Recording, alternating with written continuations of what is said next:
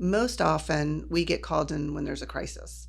So that's how we started really in the business, was a spouse that pays the bills. Welcome to the Live Greater View, a financial planning podcast produced by VLP Financial Advisors that discusses life, money, and perspective. We help clients live their best life at every stage through our VLP Live Greater partnership process. Thank you for tuning in. So today we have a great topic. We have Kay Bransford with Memory Bank with us today. I'm going to talking about your finances and what a daily money manager does. So welcome, Kay. Thank you. And first, let's start off with your inspiration for Memory Bank in your workbook and the system. Oh, inspiration's kind of a tough word for that one, but I think it's more circumstance. Working in corporate America, raising kids, mom and dad, I'm the youngest in the family. Mom and dad both get sick at the same time. And I'm not the power of attorney, but someone had to go pay bills. Someone needed to manage their household. They bought into a retirement community, but they didn't yet want to really fully move to it. Yep. So they still had a townhouse. They still had two businesses. And so there was so much finances that I need to get my handle on and understand. And their health we needed to take care of.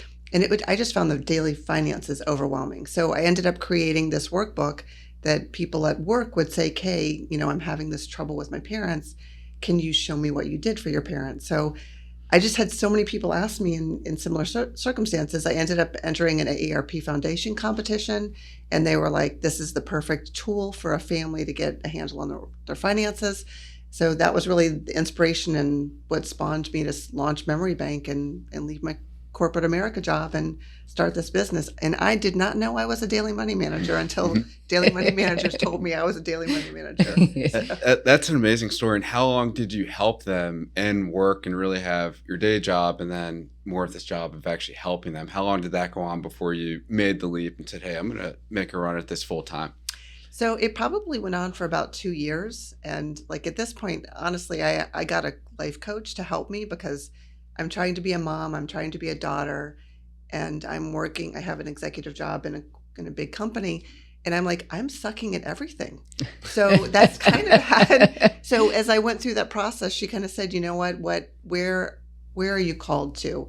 What makes you happy? And so I really enjoyed being able to help them and kind of understand this and explain to my older siblings what was going on with them. And I just realized that was probably a calling for me. And that's why I entered this business plan competition and just said, you know what, this is where my path is taking me and I need to follow it. So that's how the business really launched. Yeah, that's awesome. And I think it would be good, within our context, we're always talking about investments and financial planning and whatnot. I think it would be good for you to tell us really what a daily money manager does. I think that means something a little bit different for everybody, but everybody kind of has a situation where they said, hey, this may be a good fit. So why don't you talk about that? Yeah, so that's a great question because we're basically an executive assistant for people in their personal lives is really how I look at it.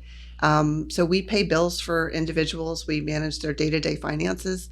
You guys manage the investments, and we are just in the home zone where what's the insurance? Do we need to renew it? There's services now that'll go through your finances and say, look at all these things that have crept onto your credit card. We just do that for a lot of individuals as more of a individual personal support to them. We all could probably use that. Yeah. I mean, it is kind of, it's funny where I would walk into someone's house and see all this stuff creeping up on their credit card and go I probably need to look at my own. Right. Yeah. Do I really need 3 Netflix accounts? Yeah. Yeah. Well, and I think everybody has in some way, shape, or form, these things are buried on sticky notes or in a file cabinet. Can you talk about what that engagement looks like when somebody decides, hey, we're going to work with Kay, we're going to work with Memory Bank? Where do you start and really how does that relationship form? Yeah, it's so varied. So yesterday we talked to a couple who they're working with their financial advisor. They want to retire, but they don't think, the advisor said, hey, you're spending a little too much money. You need to rein in your budget. And couples have 2 different credit cards. A lot of times they have different bank accounts.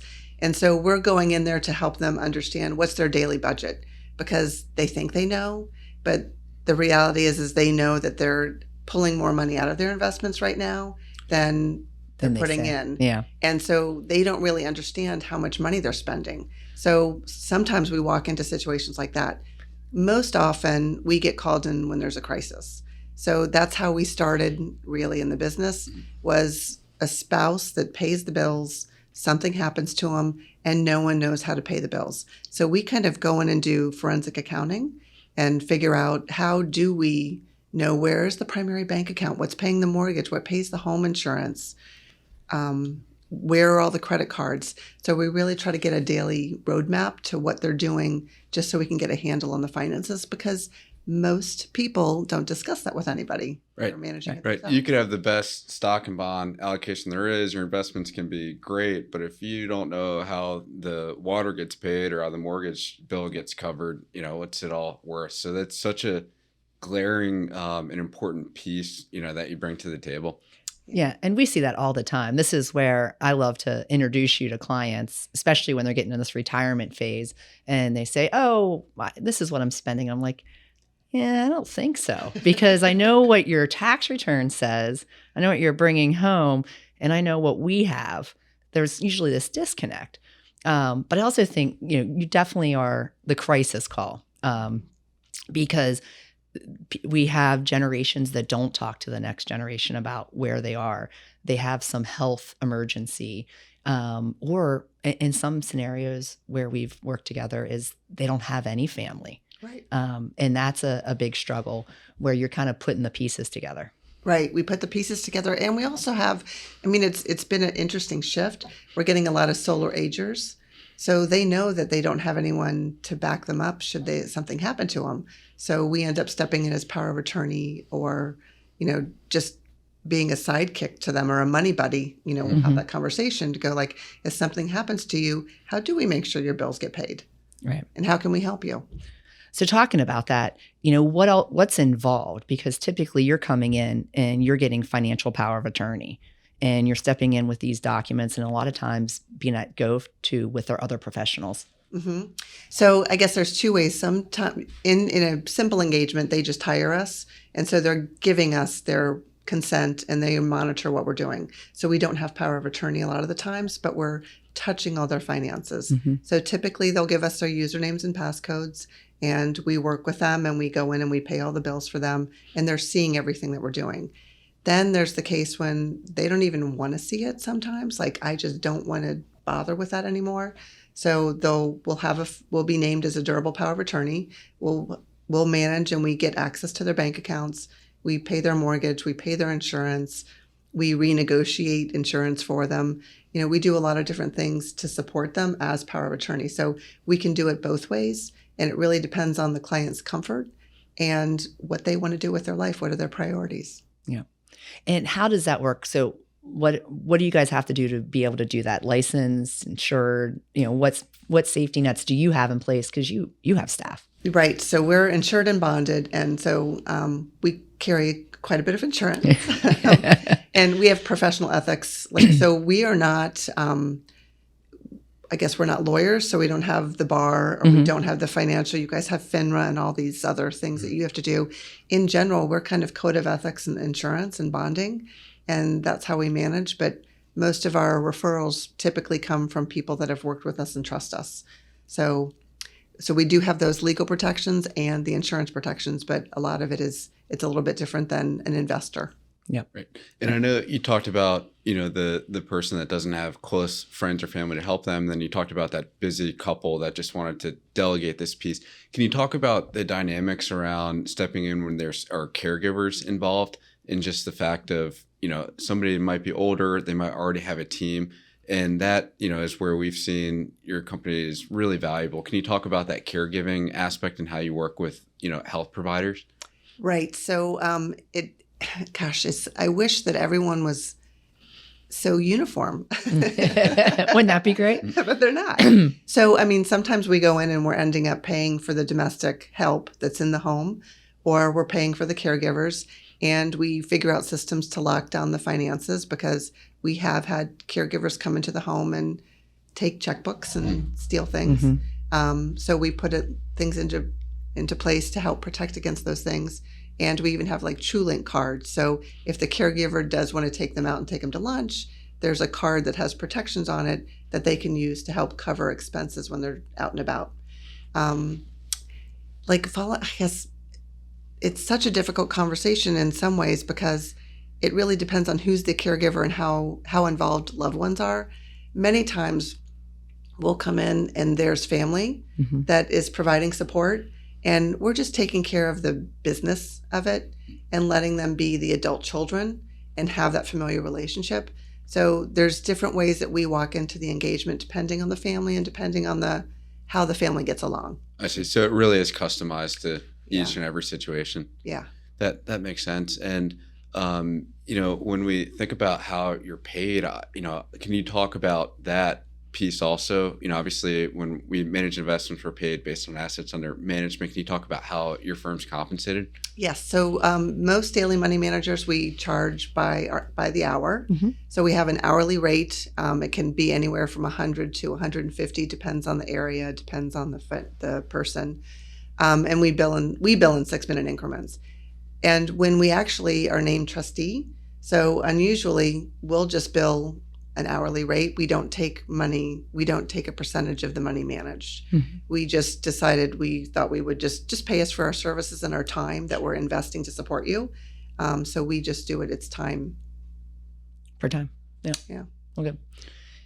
So how do you guys, you talked a little bit about preventing fraud and abuse for loved ones. And that's, you touched a little bit about there's different dynamics you walk into. And we've seen it lots of times when people come out of the woodwork and those types of things. You talked about the link card. What are some of the other parameters? And in some cases, you can push back to the financial advisors if there's one involved. But what are some of the other things that your team does to protect the client and family and loved ones? Right. So a lot of times we'll put a credit freeze in place because, and I actually did this for myself 5 years ago, I'm not going to buy a lot of new stuff and I don't need to open a lot of other lines of credit. And so especially for older adults, like it's fascinating to me because everyone's wrapped around this credit. What's my credit score? Right. Who cares? Yeah. Like, do you need more credit? So we talk to them about, do we put a credit freeze in place? There's no reason to have it anymore. And when you do need to go get something, it's easily lifted. So that isn't a problem. So we'll typically put the credit freeze in place. We do monitor the credit cards. We'll usually whittle down the bank accounts and credit cards. And we'll have discussions about supplemental users. And I guess I wanted to sit on that for a moment because a lot of couples don't realize one of them got the card and then there's a supplemental user. Well, if the person that got the card predeceases the supplemental user, their supplemental user card goes away. And so we'll have spouses come to us like, my credit card's not working anymore. What happened? It's like, well, did you open up one in your own name?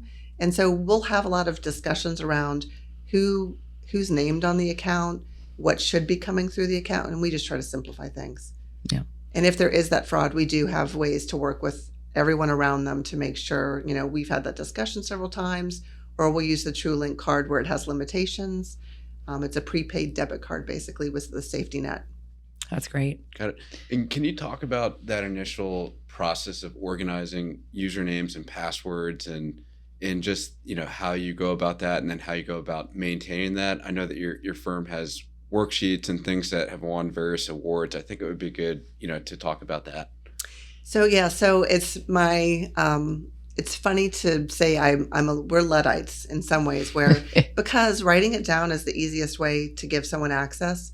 We've walked into situations where no one knows the computer passcode. They don't know the phone passcode. They don't know the password keeper password. So having a printout of it is the simplest way to do that. So we have a way that we document all the usernames and passcodes, and we have 2-factor authentication that we implement, that it either goes to our client's phone, it goes to our work phone, or in some cases now we're having to open up new phones that we can use because banks are requiring that the phone that's attached to the mobile account has the individual user's name on it. Like, it's getting really complicated. So a lot of it's basically this paper system. We're going to write it down and we protect it. Crooks aren't usually coming into your house to steal your usernames and passcodes, and we haven't run into any issues with that yet. I hope we don't ever. Yeah, let's hope. Yeah. So when you're bringing on a client initial engagement and you're going through the workbook, how long does that process take? What does it look like? And I'm sure depending on the complications and of the size of their estate or their financial life, but on an average, what does this look like? So I would say the first 2 months, we probably spend anywhere from 10 to 20 hours with them, depending on how organized or disorganized they are. In general, we're walking in and we're pulling papers out. There's usually piles of paper and there's stacks. Yep. There may be some organization to the files. A lot of times there's not. We're pulling together those sticky notes, but typically we're trying to solve the first problem. So does someone know how the mortgage gets paid? We need to pay the hospital bill. Is there enough money in the bank account? So it really depends on the initial problem we're trying to solve. Mm-hmm. And so that first onboarding process can go pretty quickly and simply, depending on how organized the individual is. Right. Otherwise, it's taken, I know some clients we've gone in and it's been 2 weeks before we even have a semblance of what their financial life is because it's so disorganized. So again, it's variable and it depends, and that's why we love the job. Right. So if anybody wants a job and you want a variable job, talk to us. Something new every day. Yeah. It absolutely is. And let's talk about how family fits into this. Everybody's family dynamic is different. Obviously when you have an aging, relative and then you have multiple siblings, those dynamics can be, in some situations, tough to navigate. Can you talk about how you help the primary person, but then also make sure that the family is aware of what's going on and all of those things are lining up? Mm-hmm. So when our clients engage us, they give us trusted contacts. So we at least have one person or two people that they'll name. And if it's the family, they'll name kids. we have situations where you can talk to these two children, but you never say anything to this one. Oh boy. So we have so many, there's so many variations to that. Mm-hmm. So I think it really depends on the situation and how it goes. In general, though, I would say our favorite engagement is when we walk in and we're solving a crisis, mm-hmm. and we can turn over the finances to that adult family member. We turn it over to someone in their sphere, and they take over the day-to-day management. After we just want to clean it up, we get it organized, and we turn it over to the family. So ideally, that's our goal. We don't want to stay in this position the whole time if you don't need us. Sometimes if there's a short-term health issue and they want to spend time with the individual, we'll stay engaged as long as they need us to. But in general, we do like to find who is the person you trust. We take the lead from our client, and we'll work with them and kind of manage forward using those tools and cues. That's great. So what is some of the most important documents that you think that people should have ready, and when you walk in would make your job easier and that adult family member or trusted person if they had to step in? So I love it when they have usernames and passcodes and we can go into the bank and we can print out, let's print out the past 12 months of what you've been spending in your bank account, in your credit cards. So to me, that's the easiest thing, is to pull down the data, because you can get a very clear picture of what's income and what's expenses every month. So that's the easiest way to go. Most times they don't have a mobile phone. We have clients that don't have an email and have never had an email, have never used a computer. So we're just trying to onboard. And so having those statements gives us a place to start, and having history. If we look at Social Security numbers, their birth and marriage certificates, all those important documents you have to do it. So if you need Social Security, I don't know if you've done this lately, but you have to go to login.gov, and you need a driver's license number. You may have to show the driver's license. It's really complicated. Yeah. So having those personal documents is very important, and most people don't really think about it. But I've had to walk in with a client's Social Security card so I could show his signature on it, because the bank didn't believe the signature on the power of attorney was his, because it didn't match the check register that he'd signed 20 years earlier, because he'd had a stroke in between the time he signed that one and the time he signed the power of attorney. So it's, again, variable. I wish there was a clear answer to all these questions. Yeah. And more we're seeing the two-factor authentication. You're seeing even the government requiring, which the driver's license is a newer one. I just had a client who applied and before he could get his Social Security, had to go in to an actual office with the driver's license. That was interesting because you probably also encounter this group of clients when this happens. Maybe their driver's license expired. They don't have documents that have a picture on it that hasn't expired, and that can have its own challenges when you're trying to set up these online accounts. It is. And I mean, that's where I love, if you can go online to DMV and you can reissue a driver's license if it's still active, because a lot of times documents get lost in the shuffle of a hospitalization, or somebody took the wallet to the hospital, which please don't ever take your wallet to the hospital. Yeah. It's probably like the number one spot where it gets stolen. Yeah. Yeah. But I mean, I'm waiting for when are they going to really make Real ID a thing?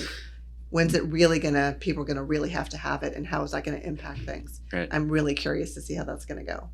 Yeah. And now that we have a good understanding of what your company does, can you give a couple of examples of, hey, looking back at, the lifespan of our firm, that was a good case, just like a typical case that's right in your wheelhouse of saying we really made a difference for that person? I think an example or two would be good for our listeners to hear. Oh, okay. Yeah.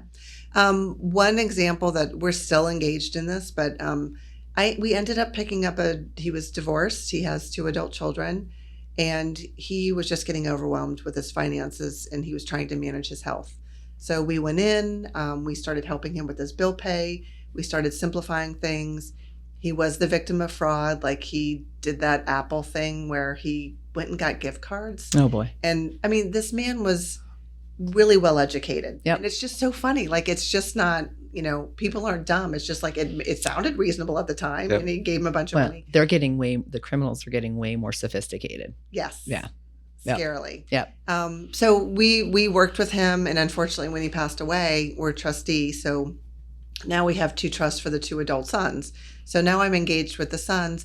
I knew them before. Like, I love that because now I feel like a family member. Mm. So we're actually serving as more of a family member than a bank trustee or, stiff and Corporate and familiar. Yeah. So there's a lot of stuff, like I know the grandchildren, we set up a 529. And so there's been a lot of great things. So that's a great engagement Awesome. for us, is when we can really feel like we're part of your family and we know you.